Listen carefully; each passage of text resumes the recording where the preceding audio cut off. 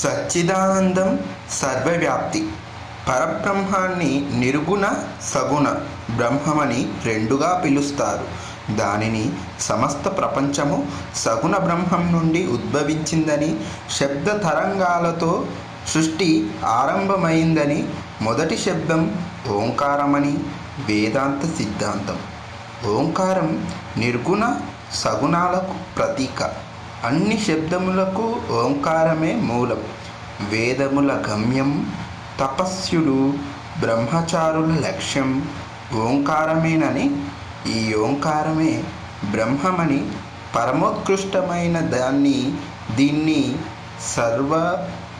సర్వసమూలంగా సాధించాలని, దాన్ని సాధించినచో సమస్తము పొందగలరని కఠోపనిషత్తు ఘోషిస్తుంది. పతంజలి యోగశాస్త్రం ఈశ్వరుని అంగీకరిస్తూ ఆ ఈశ్వరుని వాచకమే ప్రణవమని చెప్తుంది. కనుక ఓంకార ఉచ్చారణ ద్వారా ఈశ్వరుణ్ణి చేరుకోవచ్చు.